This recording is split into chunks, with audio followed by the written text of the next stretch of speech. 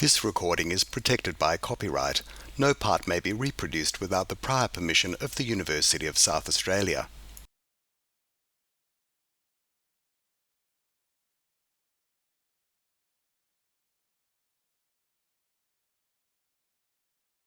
Good evening. My name is Jacinta Thompson and I'm the Executive Director and Events and Exhibitions Producer for the Bob Hawke Prime Ministerial Centre. I would like to acknowledge that the land we meet on today is Kaurna land. We wish to express our respect for the Kaurna people, their elders and ancestors, and acknowledge the spiritual and cultural relationship they have with their traditional land. It gives me great pleasure to welcome you all here tonight, for our panel discussion, 2020's Vision, Economic Future of Women in Australia. The Hawke Centre and the University of South Australia is pleased to be presenting tonight's event with BPW Adelaide, and I would like to thank Heather Jensen and Jean Murray and the team for all your wonderful work in bringing tonight's event to fruition finally. And we of course had issues last year, as with everything. So it's great to have this panel session now in the venue with a live audience. It is now my pleasure to welcome Heather Jensen, President of BPW Adelaide, who will take over the proceedings. Thank you, Heather.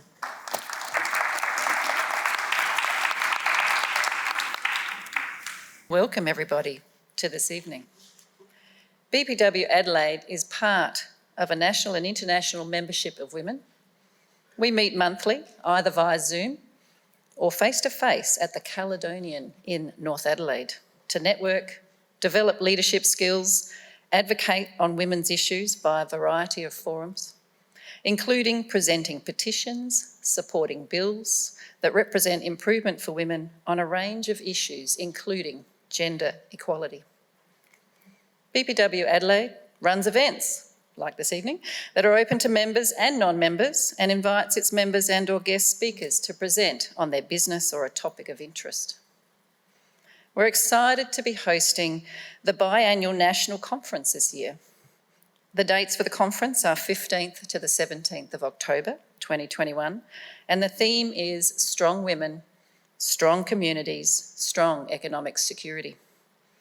If you would like more information about that, have a look at the website bpw.com.au/conference. We are proud to provide the speakers and host a panel event annually in conjunction with UniSA, of course, except for last year, due to COVID, unfortunately. And I'm looking forward to this evening's panel discussion. Women in Australia have been talking, rallying, advocating for equal opportunities since before women in South Australia obtained the right to vote and stand for Parliament in 1894. 127 years ago. Yes, we can vote. Yes, we can stand for Parliament. Yes, we can hold property in our own name. Continue to work after marriage. Yes, there was a rule you couldn't work after marriage many years ago. Go to university and study a degree if we choose. We have many more choices than all those years ago, yet we still earn, on average, less than men for equivalent work.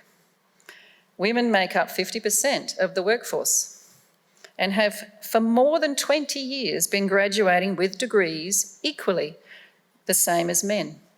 Yet we hold 5% of the CEO positions in our top Australian listed companies. 32% of women hold key corporate management positions and about 30% hold seats in our House of Representatives. We may choose to be the primary caregivers for our families. However, our laws economically favour those who continue to work in paid employment. And this is borne out in the average superannuation balances at the time of retirement. Now, this is around the 2016 year statistics. An average for men is 270,000 and for women is 157,000. A big difference. Women were traditionally not encouraged to take an interest in financial matters. This is still prevalent today in some lack of confidence in our understanding of investments and financial literacy abilities. Yet, if women are provided assistance to enhance their financial well-being or be involved in leadership positions in our workforce, there is evidence to support economic benefits for not only their own families, but the economy as a whole. A report by the OECD, or the Organisation for Economic Cooperation and Development, for example, back in 2011, stated, greater education participation from an early age onwards provides better economic opportunities for women by raising the overall level of human capital and labour productivity. Mobilising hitherto underutilised labour supply and ensuring higher female employment will widen the base of taxpayers and contributors to social protection systems which will come under increasing pressure due to our ageing population. More gender diversity will help promote innovation and competitiveness in business.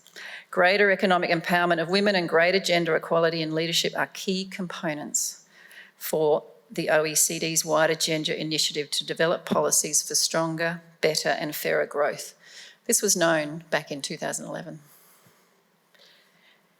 We have recently experienced a changed world during the pandemic. Working from home was seen in a very different light. Traditional female roles, teachers, nurses, for instance, were greatly appreciated. However, women who make up the bulk of part-time workers were hardest hit in terms of having hours reduced or jobs lost. Government did assist in the form of JobKeeper and reduced cost of childcare during that time. However, what happens now? The recent budget announced additional funding for childcare and the removal of the low income threshold on which superannuation is paid. Is this enough? In light of what happened in the 2020s, what is the economic future for the Australian women? Our panel will provide their insight to this most important topic. It is now my pleasure to introduce our panel facilitator for this evening, Wendy Teasdale-Smith. She is a member of BPW Adelaide. She is a high-profile leader known for her contribution to education on a state, national and international level. Her core belief in the difference education can make to people's lives has been the driving force of her career. Within the broader community, Wendy is known as a tireless advocate for teachers and the status of the profession. Since choosing to leave full-time executive-level employment, Wendy has pursued a portfolio career. This work has included establishing her own business, What's the Stuff, which focuses on assisting people with public speaking and executive presence. She lectures international students at master's level in leadership, emotional and cultural intelligence, strategy and operations. Wendy has been recognised for the contribution she's made to education on a number of occasions, including when she won the highly prestigious and inaugural Principal of the Year Award in 2004, and later when she was named as a South Australian Telstra Businesswoman of the Year Community and Government category in 2006. Her peers have also acknowledged her impact and influence on the education sector by bestowing her with a fellowship of the Australian College of Educators. Please welcome Wendy Teasdale-Smith.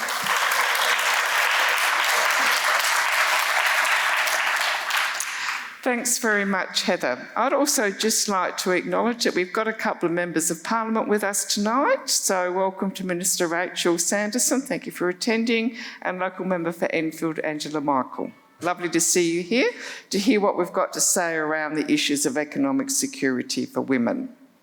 Well, it is my pleasure to see you, and I'm actually really pleased to see a number of young women here too as well. So listen carefully, ladies, because there are some very important messages tonight about economic security and what it means, and earlier the better is the long and short of that. It's my pleasure to start tonight, of course, by introducing our panel, which is indeed diverse. So first of all, on my far left, I'd like to introduce Duygu Yengin. Duygu Yengin is Associate Professor of Economics at the University of Adelaide, and obviously she is an economist by trade. She also holds the role of Director of Gender Equity, Diversity and Inclusion And during her spare time, she operates on WEN, which stands for Women's Economist Network, and she's on the national board as well for that. So welcome, Duygu. Thank you. In the middle, I have Karen Eley, a number of you already know. Karen has been in the financial services area of work for the last 20 years. More recently, she started her own company, Women Talking Finance, and in that place, in that role, she works extensively as a money coach. I think we could all do with one of those. She is also a board member of Morialta Trust, and she works on the investment committee for Anglicare Church SA. So welcome to Karen. The last member of our panel tonight is Vilma Atanasio. Vilma has been in the wealth management and financial literacy area, financial investment, for over 25 years. She has a state manager role for Allianz Insurance. How about Zurich Insurance? You can shoot me later. Zurich Insurance. Moving on. Zurich Insurance for South Australia, Northern Territory and Western Australia. And I think we would fairly say that's a fair chunk of Australia. In her spare time, she's heavily involved in the Women's Innovation Network, and she's also got a strong passion in the area of innovation and strategic planning, which has got her involved with Cambridge University in the area of innovation, and also in the area of innovation and strategic planning with Cambridge University, with Columbia and Stanford. So she's on the international stage when it comes to those areas. So welcome, ladies.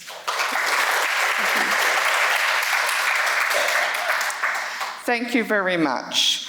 Given that our topic tonight is about women and economic security, I thought we'd start with taking a bit of a guess about, or a judgment call on how we're doing in this kind of area. So ladies, I'm going to ask you, regarding women and financial security, what would you give us as a country, as a state perhaps, 10 being we're absolutely nailing it, and 1 being it's absolutely terrible?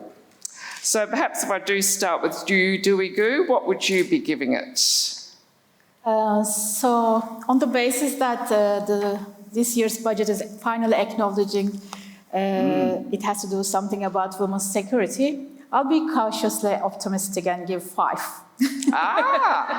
Good to start with an optimist, I say. But just let me finish. Oh, okay, I will.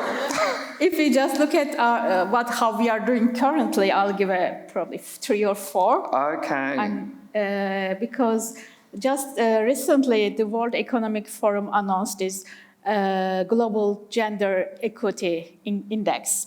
And out of 156 countries, Australia is ranking 50. And if you just look at in terms of general gender equity, and if you look at women's economic participation, we are doing quite badly, 70 out of 156 countries. And just 7 years ago, we were ranked at 12. So it's a big drop in those 7 years. So that's why I'm not very hopeful. I'm trying to be hopeful, but you're trying to be hopeful, but you know there's some reality there, hard reality. The data's not looking good. Karen, what's your rating? My rating might put it into context. So I look at economic security. A big element of that is financial literacy of the nation. And whilst when we look at our ranking globally, we actually rank quite high. So of a Standard & Poor's survey that was done of 146 countries, we ranked in the top 10. So notwithstanding that, if you actually looked and break down the statistics of financially literate versus financially illiterate individuals, the statistics don't look so good. So they come in at 1 in 3 men are financially illiterate, but 1 in 2 women are financially illiterate. So from that perspective, I couldn't really give more than a score of 4. If you're feeling generous. Those are shocking data there on, 1 in 2 for financial literacy. Yeah. Vilma, we're not exactly in the A+ area, but what are you going to give us? No, I've been told that sometimes I'm a wild optimist. Oh, I see. Okay. I'm going to start off with a 6. Okay. But I would say it's based on 2 or 3 key things. Gender gap certainly exists, and we'll talk a little bit more about that and what that looks like today, and certainly gender pay gap. Superannuation gap for women certainly exists, and we'll talk about some of the reasons why that gap is still there and what it means when you get to the ages of 60 to 65. Yeah. However, on the plus side, if you look at Australia in terms of the ASX, 200 companies and women on boards, we've made some improvements there. So we're close to 30% of seeing women on leadership boards, which is an improvement to its previous year of 2018, where that was at just over 25%. And certainly when you compare that to 2009, we were sitting at 10%. So we're making some improvements, but with more to go. Yeah. Okay, good place to start. We're interested if we've got any ideas how we make that better as we go through tonight's panel. So our official heading tonight for our panel is about helping women become financially secure. So what I'm really looking for is a bit of a definition, ladies, for what you think economically secure means, because I rather guess we've got a bit of a different idea in all of our heads around that, what that actually means in reality. I want to use the house metaphor because I think we get it and it's a simple one. What do we have to have in our, what has to be there in order for our house to be secure, our own financial house? So, Vilma, what do you think? When you think about individual security, I think probably the first piece is going back to this education. Education of understanding what it is that you don't know, and really getting to this point of empowerment. Empowerment is a key focus of understanding what are the things that I need to understand about my superannuation? What are the things that I need to understand about the gender pay gap? Why is that happening? Is it happening in my individual circumstance? What is my employer doing about that? Or what can I do in my employment to start to have those conversations? Right, okay. They're the basis. I think it takes also oneself to go, what can I do? We all can be very resilient in every parts of our lives, so what can I do to be able to educate myself on that? And there's many resources that we have in place. So I think starting off with that education and starting in small steps. Yes. I'm hearing from you education and superannuation as being big ticket items for you in our, as a foundation of our house. Certainly in the sector that I'm in, which is the finance sector and insurance sector, there's a lot of change in that in the workplace there, not just in terms of our own employment, but also in the policies that we're writing. We're seeing a lot of women that, a 40-year-old female is more likely to have a mental health claim over and above than what we did once before, and that's because there's so much more going on in their lives. So we need to build policies that's going to protect women for the future state of their wealth creation. Okay. Karen, what's essential in your foundation, do you think? So if I use in context of my definition of economic security is basically financial security, and to have that you need a consistent and stable income and financial resources that enable you to maintain a current standard of living both today and right through to your life expectancy. So for me, that is economic security. And I see there's basically 4 pillars to be able to achieve that. The first being financial literacy. And within the financial literacy, there's actually financial knowledge, financial behaviour and financial attitudes that come and underpin that, because it's really important that people understand how to make money, how to make smart financial decisions and how to plan for their future, and that all wraps up under financial literacy. So that is the first pillar. The second pillar is having income and job opportunities that are available to us. The third being childcare and access to affordable childcare, so we are able to go and earn that income. And the fourth one is superannuation, which is really that vehicle to provide that long-term and future financial security. The teacher in me wishes I had a whiteboard so I could start putting this up on a whiteboard, but anyway, I'd actually want to do a diagram immediately. So, Duygu, Yengin, how do you look at this? Are you a different frame of mind? Vilma and Karen took the, as individuals, what it means for us. I'll take the more holistic view and what it means for the society, for the economy. Yeah. And I think the foundation of having a woman the same economic security as men starts with when the society starts valuing women's work as much as they value men's work. And there are two big items under this. First, women do majority of the unpaid work, as we already probably know. 75% of the unpaid work in the society is done by women, including child caring, domestic work like housework, caring for elderly and disabled relatives, and volunteering. So women do the 75%, and this has no dollar value attached to it in the national accounts. So it doesn't count in the GDP, right? But if we did estimate a value for it, it will count. Just childcare and domestic work would count about 35% of the GDP. So why is this important to count this? Because unless you attach a dollar value to this contribution of women, you ignore it. You don't realize how big this contribution is for the society and for the economy. So you have to start measuring things and putting it numerically out there so that we start valuing women's work, the unpaid work. The second issue is when do women get paid for their work? There is a gap how society values women's work compared to men's work. So there is a lot of research showing that due to our unconscious bias, the same work done by a man is seen as more difficult and more significant than when the same task is done by a woman. And this actually is translated into different occupational sectors. For instance, at the beginning, biologists were mostly men, and it was a very highly respected science. And more women started becoming biologists. Now there is seen as a bit softer science compared to physics, for instance. And the average earnings fell by 18%. Even in the same occupation, like let's say dentistry, men earn on average at least 10,000 more than women. And you can compare, like, for instance, most pediatricians are women. Pediatric cardiologists earn less than a regular cardiologist. So these are all gender differences because we see this is done by a man, so it must be more difficult. No one else can do it. But when the woman does it, she's doing it because she's working hard or she has the chance, but we don't attribute it to her skill and intelligence and merit.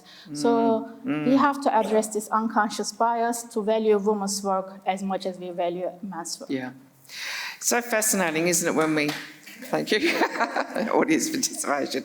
It's really interesting when we look back to those ideas about what we value in society and therefore what gets paid. I certainly know my understanding of the chef area is the same. When it was all men, it used to be valued and had high status. Changes when women go into that area or more women start working in that area. So we've got some good ideas, ladies. I'm going to come back at the end, hopefully, to have a conversation about whether or not you've changed your views or not. There's no real conversation, I think, at the moment in society, I suspect not just in Australia but elsewhere, where you can't mention COVID. It's so central to what the life experience is at the moment. It just impacts on every part of our life. So it's a natural one to have fit into this area. So I'm going to ask the panel next. As Heather mentioned in her introduction about COVID, she saw that there were actually some positives related to women, economic security, and related economic matters and COVID. Karen, do you see, is there any good side to the pandemic and women's economic security? It's not jumping out there for me. Can you give us anything? Wendy, I like to see myself as a glass half full kind of person, but in this instance, I'm really struggling to find a full half glass. If we look at it, the COVID recession unproportionately, impacted women.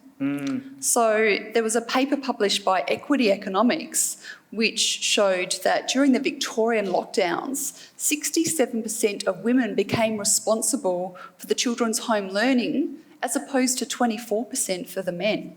Women were the casualties of 3 out of 5 job losses across Australia. And they also held the majority of those frontline workers, the nurses, the checkout staff, the cleaners, and the aged care workers. So I'm not seeing a lot of positives there. If I need to put a positive lens on it, I guess having the men also forced to work at home for a period of time, they would have got a bit of an insight as to all of the domestic duties of running a family and a household, and perhaps would now be more aware of it and chipping in a little bit more. And I guess the recession and the financial crisis that we've all individually suffered, I think has really put a focus back on to how we spend our time and our money. Yeah. And being in that situation, it's really brought a focus back to our finances. And I think it's made us really question about where we do spend our money, because our society doesn't really celebrate good financial decisions. It's more about instant gratification, the buy now, pay later type of model that we've gone to. So from a positive perspective, I think it's allowed us to really evaluate where we spend our money. Yeah. And be more conscious about those financial decisions we make. Yeah, it's certainly brought the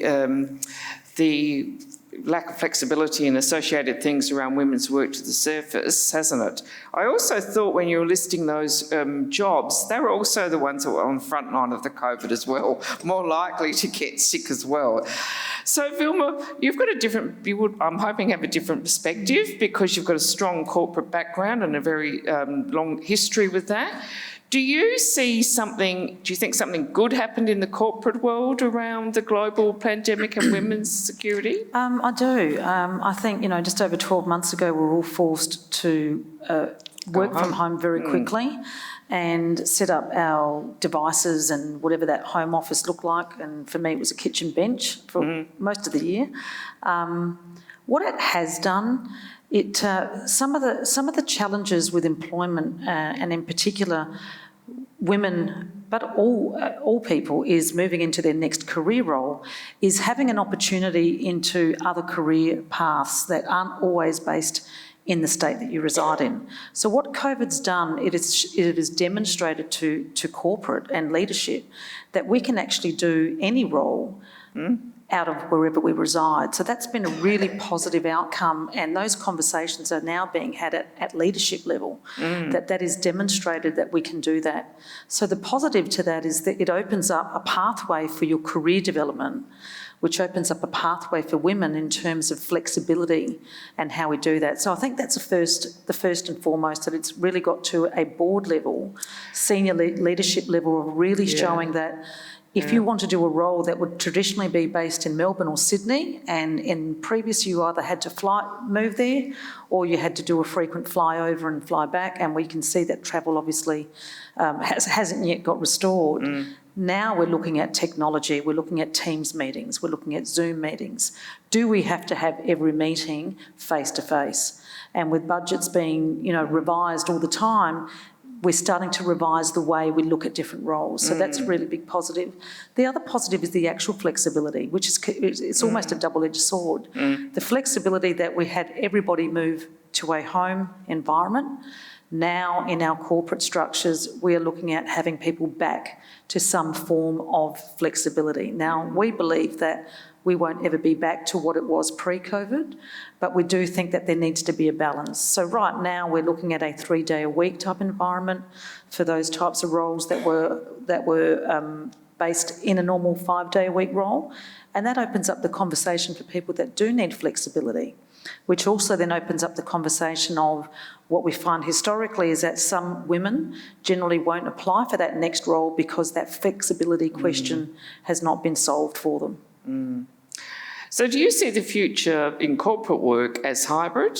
Do you think that's where we'll go? I think employers absolutely have to look at that hybrid opportunity to attract talent. And to attract the people that they would like to attract, and they can see that demonstrated today.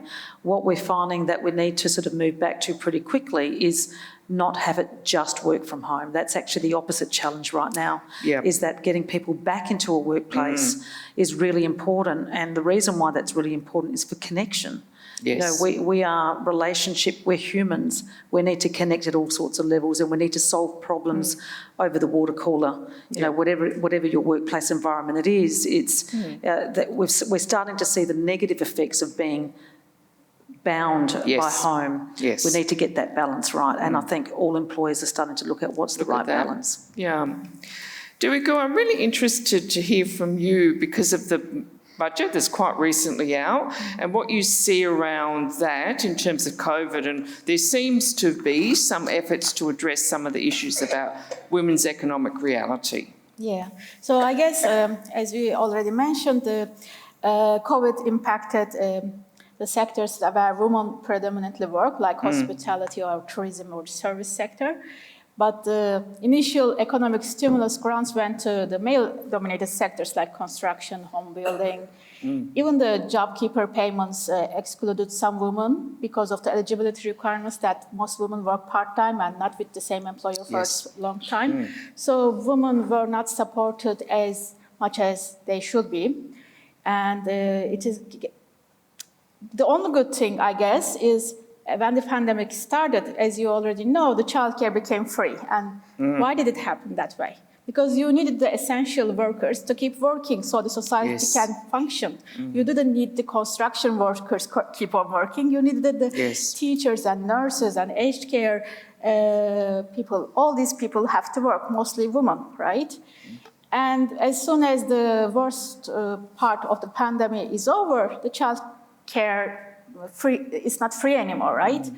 But as we have seen this year's budget, there are some steps taken to make it more affordable for the Australian society. And these steps, are they enough?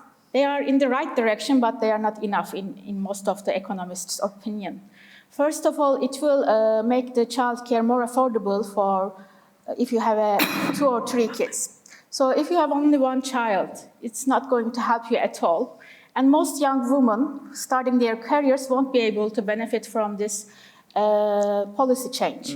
So, and that's the time when they need most help, because if they can get a fast start in their careers, then their lifetime earnings, their superannuation will be affected. So it's not enough. And also it will only help about 270,000 families, whereas 1 million families currently use childcare, and there would be more families if it was more affordable. So it has to be even cheaper and even more general for the society. And it will also start in 2020, July. Why do we have to wait that long? And of course, some people say because it's costly to do so, like it's costly to provide these childcare subsidies or make it cheap. But don't talk about only costs, talk about the benefits as well. The 1.7 million the government will spend on childcare for 3 years, but it will gain 4.5 billion back. So most research shows that for every dollar you spend, you will get at least twice more in benefits in terms of increased GDP, higher tax revenues. But also we can see secondary effects, like as you see more women participating into the workforce, you might see a society where we close this gender gap in every aspect, like reduce domestic violence or increase, mental health. All those issues will be related to how these gender norms are formed, and we expect women to stay home and look after children. So there will be these secondary effects also. Yeah. You wonder how long it would just roll on, the impacts of COVID in so many parts of our lives, don't you? Going to ask you a couple of different questions now, ladies, because I want to explore more your differences in terms of your background and things like that.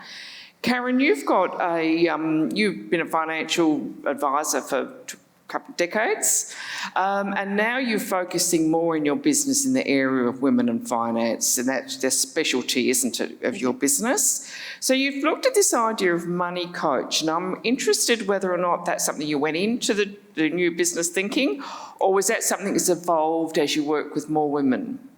No, I had a very clear intention as to wanting to do financial literacy and financial coaching specifically for women. So during my time as a financial advisor, I really noticed the lack of financial education or knowledge that people had, and my role as a financial advisor was pretty much 50% explaining basic financial concepts, as it was half doing, managing portfolios and superannuation. So I was sitting down and talking to clients about basic things like a mortgage offset account and how that works and the benefit of doing that versus having your money in a savings account.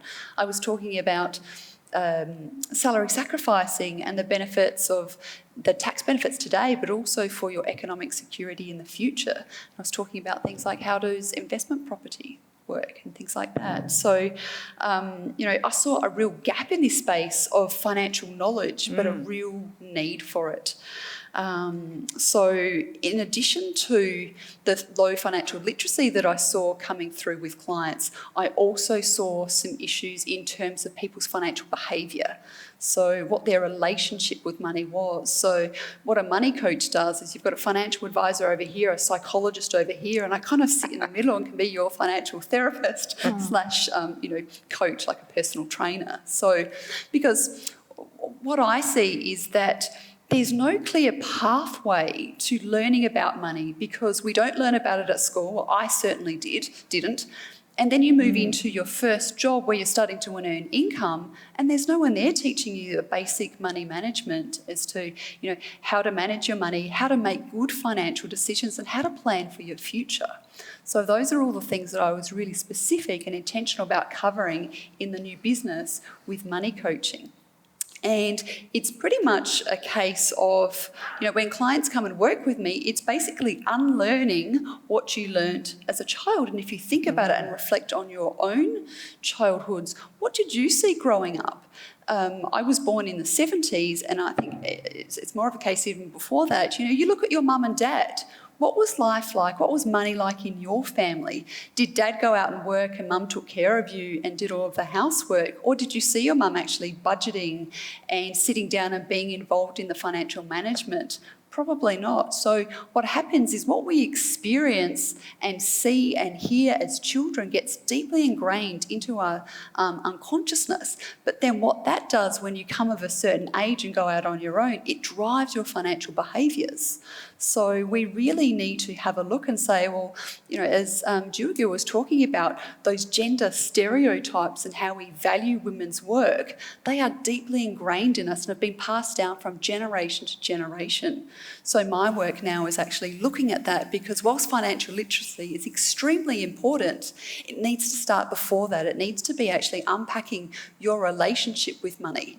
Money's just a medium of exchange, but we all attach our own meaning to it. So I could ask all of you in this room, what does money mean to you? I'm going to get things like it means security, it means freedom, it means anxiety, it means choices. But we're all going to have our own individual ones based on how we experience money growing up. That's really interesting. Do you think, and you might not know, of course, but do you think the current generation of younger women, say in their 20s, they're going into their first job or thereabouts, are experiencing a different financial literacy reality or not? So if I break that down, I think and I love working with women in their mid-20s. I tend to work with women in their 40s and onwards. But those women in their mid-20s, there is a real need, a real desire to actually want to make a difference and want to make the most of their money, but they still do lack that financial literacy. And that was one of the two big groups. So from the statistics, the two biggest groups of financially illiterate people are individuals under the age of 25 and, you guessed it, women. So, but yes, I do see a real difference in terms of their wanting to take charge. And I think if you look at it, time and money are like a power couple. You put them together because of the benefits of compound interest. You know, the earlier you can start, it has huge and significant positive impacts on your, you know, end economic security. Thank you for that, Karen. Vilma, in terms of the economic security, women, those sort of areas, you talked very in quite a bit of detail earlier on about superannuation and the gender pay gap. Is there something else you see as really critical? I do. I think the gender pay gap is something that needs to continue to be discussed. You know, if we look at the comparison, some of the statistics that we're looking at now is if you compare full-time employment for a male and a female, women in full-time employment earn $25,700 less to their equivalent males in full-time employment. You compare that in the financial services sector, that actually jumps to $49,000. So there's some really critical gaps there. And what can we be doing about that? How do we openly start to talk about our review in salary? How do you have that conversation? So it's really starting to have a think about what am I worth? How do I have that discussion at the period that you need to have that discussion? Do you need support to have that discussion? Do you have a mentor, or can you speak to somebody that might be able to support you in those areas, such as Karen in the work that she does as well? I think the other thing that in terms of literacy, I go back to employment. I go back to one of the things that we see is we don't have enough of our part-time staff applying for more senior roles. When we drill down into that, the reasons is that there is this inability to see how do we support them flexibly. So understanding if you are someone that employs people or somebody that's in a team, how do you get more diversity in your team? So I think diversity and having that, making sure that you don't, that unconscious bias of when you're employing staff, to really look at solutions of how can I make this work? Because that diversity in your teams will actually create more innovation, and that innovation will create more revenue in your bottom line. So I think the superannuation gap, some of the great things that I've been involved with is that gender gap at my previous employer. At review time, that was such a big topic of conversation at leadership level that they looked at the whole employment of our staff, and they closed the gap on the whole business, and particularly for women. The other thing that we've seen as positives in superannuation is cognizant that women will have, I think that the numbers are 46% less balance to that of women aged between 60 and 64. Now, part of that is because we take career breaks. We're out having children, taking some time. We might be taking some time to come back. With some employers, we're seeing that we are adding more money a year. I've seen $500 a year go into women's superannuation. That's a great initiative to be able to help support our females getting back into the workplace. And we need our women cohort in the workplace for better diversity. We do. Yes, exactly. So really looking at that unconscious bias and building a team that actually has diversity in it. Yeah, excellent. We certainly need that for the whole lot of links between women and the workforce and productivity and all those sort of things on a whole of country level. Duygu, I look at the information about COVID and the decisions the government made at that time, and it was policy on the run, and that's without any judgment. I'm saying that without judgment. There was a reality. It was hitting, that was kind of what the life was at the time. So what I'm interested and you answering is, am I being too kind to the government on that line? Because a lot of the initiatives, I think it's pretty well accepted, were favoured men in the long run, or favoured men at the time. Was there no other way? You know, am I being too kind and letting them off the hook? As you mentioned, because they had to give decisions fast, of course you can't expect perfection. But if the country had the custom of using gender lensing every year, then it wouldn't be too difficult to apply that when the decisions were made last year and to see how it would affect women. So what do I mean by gender lensing? It's not about women's budget. It's not about designing economic security solutions for women only. It's about taking each and every economic and policy decision and put it through this lens. How will this affect half of the society, women, compared to the other half, men? Because we have different experiences, we can't expect the same outcome or effect, right? So if you do this every year, it will be getting easier and easier, and you can just use it whenever there's an emergency and you have to design a policy, then you can use these tools you develop over the years to see how it will affect the other half of the society, the women.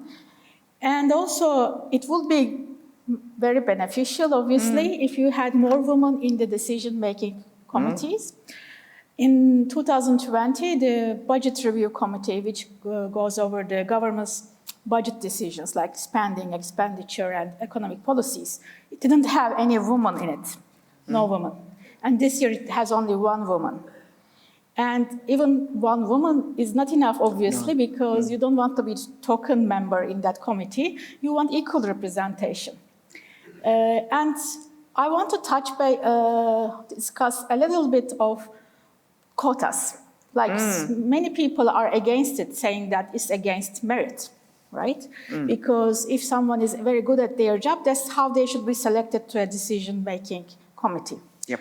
But no matter what are the education or expertise or skills you have, you can't really understand the problems and the solutions a different demographic group experiences. And this is just a fact. I can't understand all the problems men experience, and the opposite is true as well. So it should be actually part of the merit criteria to be representing a certain demographic group. So when you look at the merit, it's part of that merit. You are there because you will represent and discuss a certain demographic group's problems. So that's why I think quotas are important, or targets. And in the UK, it shows that when you have these targets, as this in the corporations, they did see improvement in reducing the gaps, gender gaps in the earnings and other promotions, etc. So I think having more female economists would also help, because economics is heavily male-dominated profession. And you might think, okay, it shouldn't matter whether you're a male or female economist. You should use the same tools or the same knowledge, economic expertise, right? But they did a survey in US among all economists, and they did see that different genders focus on different issues. And for instance, about government spending, women prefer to have more government spending on environment or social well-being, whereas men prefer defense and infrastructure. So the questions different genders focus on differ. Even though the tools or the expertise they use is the same, they will just analyze different questions differently. So you do need that different perspective from diverse groups. Yeah. And it's not just gender, but also you want multicultural representation, Aboriginal voices. All of these should be represented equally in a decision-making committee. Yep. So that gender lensing is a really interesting way of capturing that idea, isn't it? If we look over policies and things with that, and that thought about what is this going to mean for different people, really quite important. Ladies, just a quick question off the cuff. I'm interested whether or not you think that COVID just shone a light on the issues with women's economic security. Did it really identify anything new? Was there anything new in that, or was it just that it shone a light on things we already knew? Vilma, have you got a point of view on that? I think it actually put more emphasis on it because of the fact that we needed to just change very quickly. Yeah. And that emphasis is sort of, and we're in that environment for such a long time here in Australia. Well, so in certain states in Australia, particularly Victoria, it's now still got that focus because we're not back to any, we haven't got that balance right yet. So now it's very much employees are now starting to have the conversation where that may not have happened before, where I'm starting to put that on the table. Yep. Yep. and have some real conversations. And leadership is now saying, what can we do more of? What do we need to do more of? So certainly... So that lens shining's a good thing in a way because it's made it come up to the surface. Karen, your view? Yeah, I don't have any different view to what Vilma shared. It just shined a light on what was already there, and now we're having conversations about it. We probably weren't having as loud a conversation previously. Yeah. And more visible conversations, aren't they? They're kind of out there being had fairly high. Duygu, any comments to add to that? You're in the same place? Yeah, you agree with everybody. So back to the house metaphor, ladies. What we had as the 3 big ticket items when we first sent out the invite about this forum, we saw superannuation, financial literacy and the gender pay gap as those 3 critical issues. You mentioned some other ones at the beginning. Have you got any changes in view? Is there something missing? Anything missing, you think, Duygu? Not exactly missing, but I think these are all important factors we have to address. But to raise the issues in the long term, we have to aim for a culture change in the society rather than trying to fix one problem at a time. Yep. And that goes through changing social norms about how work should be allocated between genders, how we expect different things from different genders, all these stereotypes. From even a girl as young as a 6-year-old thinks that a boy is better at solving more difficult things like math. So we have to start early and change things from a basic level. So your view very much is that this is, if we just look at something like superannuation over here or gender pay gap over there, it's just at the top. It's not going to solve the problem. Yeah. Okay, Karen. Yeah, so I completely agree and very passionate about that topic in terms of the biases that we all have, especially at the top, the leaders. So, you know, for me, it's very much around, you know, we look at pay gaps, we look at superannuation gaps. I really think it's a confidence gap that women have that we really need to, which comes back to, you know, what we're conditioned to as children, as a society growing up. It's really around that confidence gap. That is one of the really big ones there that I see. So that's something on an individual level. When we look at, you know, that wish list of, you know, what would we have liked to see more of, I think, you know, just addressing the whole parental leave. And so, you know, again, it's that, you know, the parental leave, the primary and secondary carer options and payments are available to both men and women. But based on the ABS statistics, it's actually 95% of parental leave is taken up by the woman. And, you know, there's no... on that paid parental leave, there's no superannuation contributions attached to that. And if you look at it, you know, there may as well be men that actually want to take that paid leave, but when you're paying it at the minimum wage, when you're looking at as a household, both husband and wife would have to agree that, well, we can't let the main income earner give up that income for that period of time. It just doesn't make financial sense, and it shouldn't be. That is the decision that is making the basis for you know, who stays home and looks after the child. Very good. Vilma? I was just going to touch on the 2 points that Karen mentioned as well, and particularly that confidence gap. We know that when women apply for a role and they feel they need to know 100% of that role before they apply. However, our male cohort, and I love you all, they will go with a 60% view and go, let's give it a crack. That would need to work out that why and really sort of develop our female cohort to say, you can actually do this and you can, and we'll have resources for you. And going to the parental leave as well, I completely agree with that, is having a substantial parental leave that's going to work for both parents in there, but also encouraging our male cohort to be able to take the parental leave. There's very much a stigma against our male that they won't take it. They won't put their hand up as easily as the mums in there, and that's what we need to do. And at leadership level, we should be saying to our male partners, we're starting to see it more and more now. You know, I've had 2 or 3 colleagues you know, with COVID babies last year, they took this 6 weeks COVID off. babies, yes. Yeah. And that's wonderful, and that really needs to be discussed. It's all about open conversation. Yep. So we are quite coming to an end, and I'm going to ask you ladies in a moment, each for a very short two-sentence, very tight, succinct message that you would like the audience to leave with tonight. As I mentioned earlier, we've actually got young women, we've also got some young men here tonight, and it seems like we've got the cross-section of ages, because I can certainly see people like myself who are grey and proud. So you might have messages for different ones in the audience. Duygu, I'll start with you. Okay, so I guess don't wait for 26 years to close the gender pay gap in Australia. Don't wait 135 years of closing gender gap overall on the world. Yeah. So let's take actions, let's do these discussions and be part of the solution. Yep. Because I think some other countries have taken a bit more action. Karen.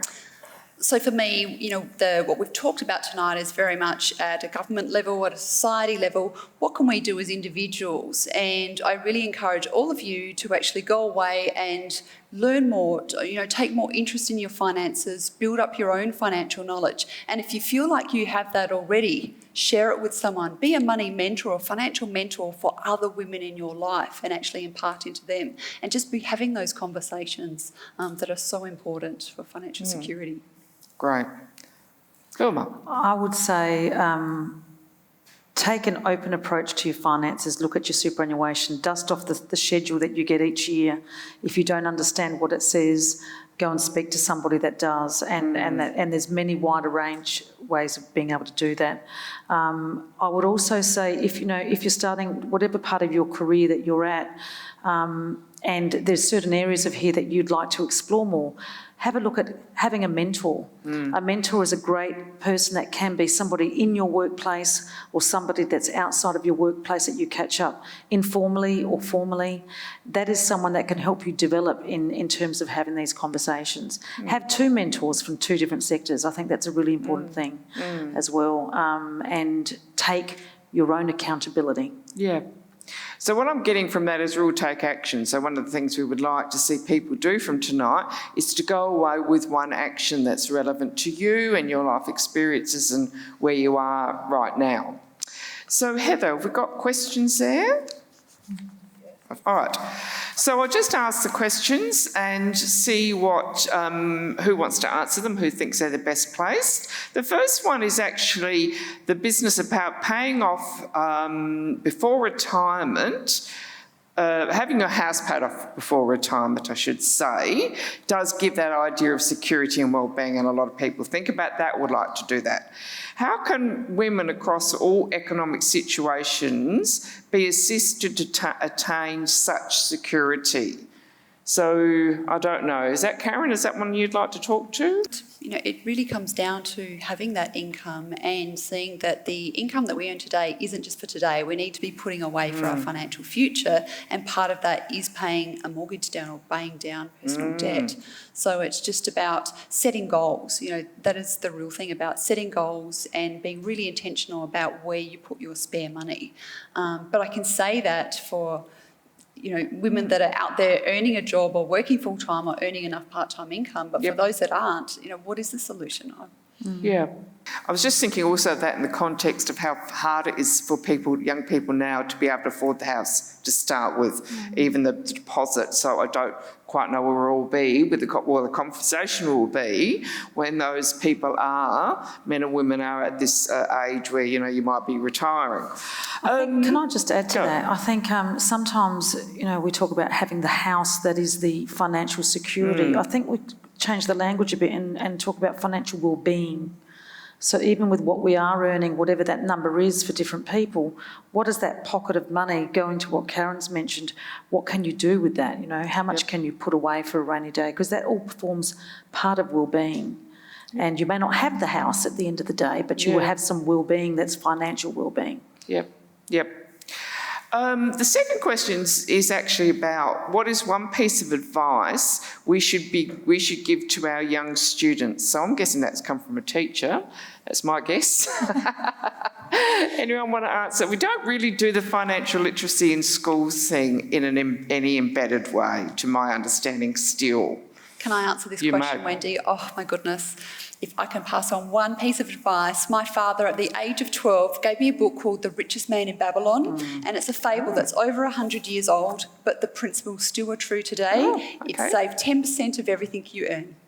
That's it. So starting for a young person, I do it with my kids' pocket money, so they have to save 10% of everything they earn and then go and invest that money. And if I'd taken my dad's advice when I was 12 years old, I would be a lot wealthier woman than I am today. Advice you should have taken from your parents, eh? Duygu, I've got one specifically to you. What can be done to shift our culture? Because you've been talking about that tonight a lot, and that's obviously resonated. The question is, are there practical ideas or is it just a slow burn? I think education from a primary school age and to discuss things openly. Like, because in their families, kids see like maybe their mothers take part-time work or don't work at all, and they assume that that's the way it should be. So, but the open discussions in the classroom environment, what are gender roles, what should be expected, I mean, actually, there shouldn't be any expectations. Yeah. Everyone should be free to do what they want. So open discussions at the primary school age and going forward would be a good step. Having more support groups for fathers. I think if a father wants to take their kid to a play date, will they be comfortable doing that? I mean, these gender norms don't just restrict women, they are bad for men as well, right? Exactly. Yeah. You want to spend more time with your family, you want to have this life-work balance, but because of these stereotypes, if you take flexible working, for instance, in your work environment, you will be seen less ambitious, less committed to your work, less manly. Yes. So we have to have more support groups, more discussions among men. I think that's a good start as well. Yep. That leads on really nicely to this next question which I think I'm really pleased to get. What is the role of men in improving financial literacy? The question being, is it totally up to women? Therefore, if it is, are men holding women back from a stronger economic future? Views, ladies. Certainly in the workplace, our male leaders are absolutely critical to helping support that literacy and do a wonderful job, in terms of helping out, in terms of having that conversation. So they play a huge role. That sponsorship idea, if you want something in an organisation to get headway, then you need your senior people, male or female, sponsoring and supporting it. Yes. So I think it's part of everyone's conversation.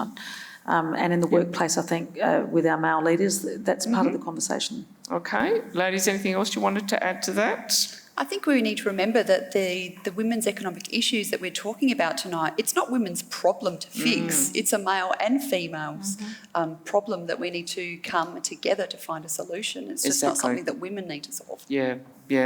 I certainly find it scary when I hear about the number of women that are homeless in their post-50s, and I was actually doing some volunteer work at Catherine House once, and it was surprising the amount of women there that actually were quite qualified and had careers, but had fallen into a situation about separation, divorce, whatever, and actually ending up homeless is downright scary. One of the questions I've got here is, interest rates are historically low, don't we know it? Literacy of share portfolios, another area with gender bias associations with a question mark. So is that a reality, ladies? Yeah, absolutely. So I sort of see it, it's like when you walk into the gym and you go to the weights area and you see the men there lifting the weights, and as a woman I look and go, I don't belong there. A lot of women see that the same as share investing. I don't belong there, and it's just not true. It's all very learnable. And it's scary though, isn't it, I think, at first, having been there? Yeah, a bit daunting, but it's crucially important, especially with interest rates so low. What are ways that we can actually improve our long-term financial security? And shares is one of those asset classes or investments that has that long-term time frame. But it's about education, it's about learning, because, you know, we always have fears around the unknown. So get to know it, and then you won't have those fears. Then it's not unknown. Karen, I'm going to ask you also to go back under your I think it was 3 points that you said were about financial literacy that fit under those, because I think people were scrambling to grab those and probably thinking, flip, I don't know that one. Oh, damn, I don't know that one either. So if you could tell us again. So financial literacy consists of the 3 pillars. The first one is knowledge, knowing what to do. The second one is our behaviours, how we manage money, how we make our financial decisions, what is the criteria we use to make financial decisions. And our third is our attitudes. What are our biases, as Duygu has been talking about? A lot of our attitudes around our role in money need to change. So it's those 3 things. So one of the other questions we've got here is if Australia ranks, I think it must be so low in terms of equity, which countries rank in the top 10? And what is significant about their policies or ethos or culture? Duygu, I've got a suspicion you might be the woman to answer that question. Did you catch it? Yeah, I think Iceland was the top ranked one. And New Zealand is number 4. I remember that. Yeah. I don't remember all the countries, but... Where were we again then? We are, overall, we are 50. In terms of economic participation, 70. Wow. Women's health and survival, 99 out of 156 countries. And that's because of domestic violence mainly. And secondly, due to Aboriginal women's survival rates. And political empowerment, I think it was about something around 40, 50, I forget. But so not doing very well in any category, except for one category, and that's education attainment. We are among the number 1 ranked countries. So our women are highly, highly educated. We are better educated than men in terms of 10% more women attain a degree than a man in any level of secondary and university, etc. So if we are more educated, why aren't we doing as well as men? Good question. Good question, Duygu.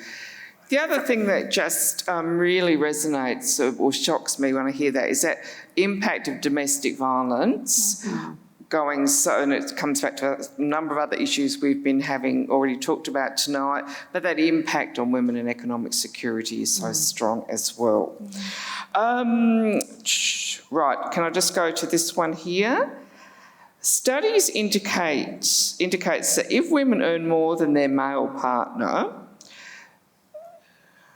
I think it's domestic violence, increases by 35%. Wow. Yeah. Should we change the image of gender roles to help women stay ambitious? I think I've got that question right. That's true.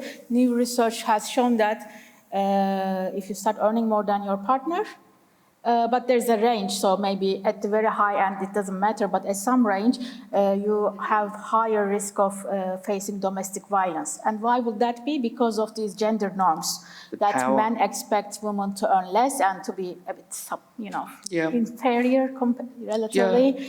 So these are all how society expects things. And think of things like very male-dominated sectors like construction. They have the highest number of suicides in that sector. Why? So male stereotypes and how they harm men. So this is not just a woman's issue, it's men's issue as well. Their mental health and well-being as well. Well, that's a takeaway for me, because that's a statistic I did not know about women who earn more than men. Just let me have another quick check if I've missed something out, because I haven't followed through exactly. So one of the questions was, what else can we do to change the system so that more women can take up positions, leadership positions or powerful positions, etc.? Any views, ladies? I think what we can do is start to open up the pathways of where the gaps are as to why women aren't applying for more leadership positions. I think COVID has certainly helped that conversation, as I mentioned earlier, where we can start to look at a role anywhere from where you live now. So smaller states, this certainly opens up a lot more opportunity for that, and that's been demonstrated right now. The other part is certainly providing pathways for things such as interviews. When you're actually interviewing for roles, making sure that you have another individual of the opposite sex, whoever the main interviewer is, you have the opposite sex in that interview. And they may not know about the role, they may be from a completely different area of the business, but it gives a different lens of that unconscious bias to talk about those individuals. So that all those factors will help increase the opportunity. Women also need the areas of flexibility solved. And it's trying to find the right balance, obviously. Any other comments? In organisations, things like pay transparency and having targets really worked, especially in UK. We have seen that in other countries as well. Holding the CEOs and all those leaders accountable for these criteria makes a difference. So you have to hold people accountable. This must be part of your performance indicators. And then you start seeing a change.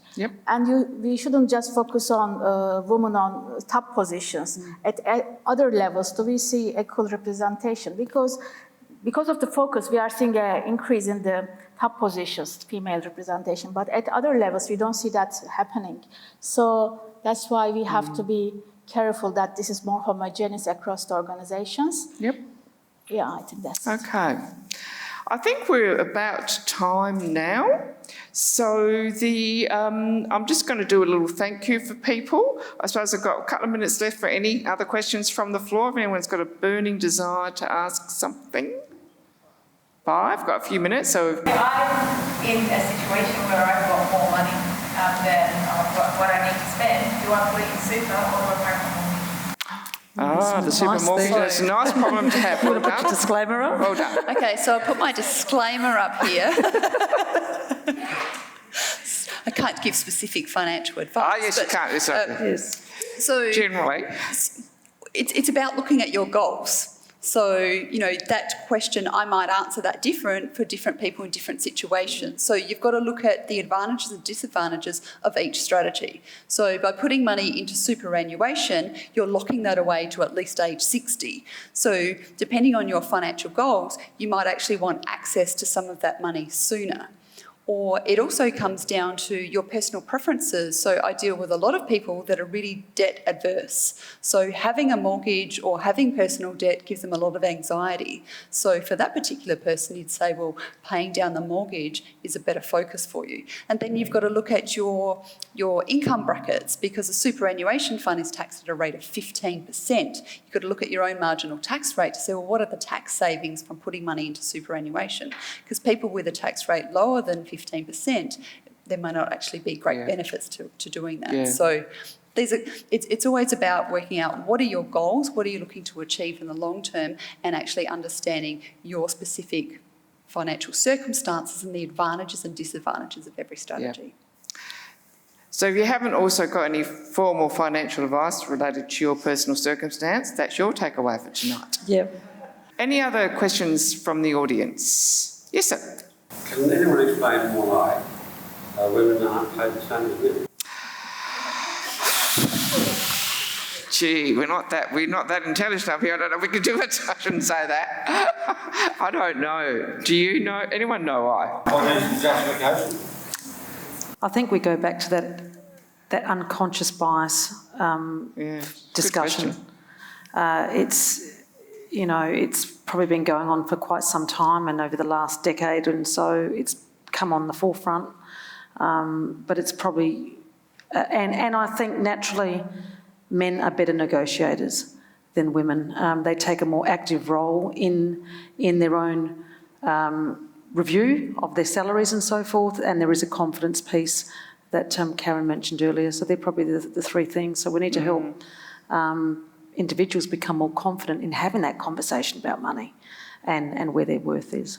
So I will be handing over to Heather to formally thank everybody. But just from myself, I wanted to thank very much the wonderful panel for the work they've done tonight.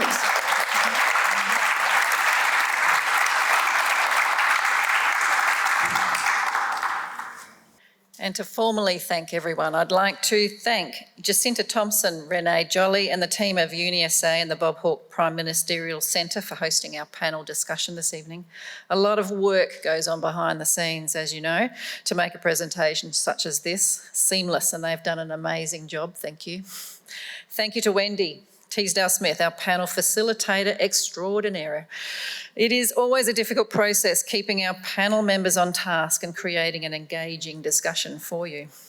Thank you to our panel members, Duygu, Yengin, Karen, Eley and Vilma Atanasio. I'm sure you were as engaged as I was with their discussion and insights on this important topic, economic future of women. A great panel has diverse views and opinions. It gets you thinking about the issues and perhaps considering them in a different light, and I believe our panel has done just that.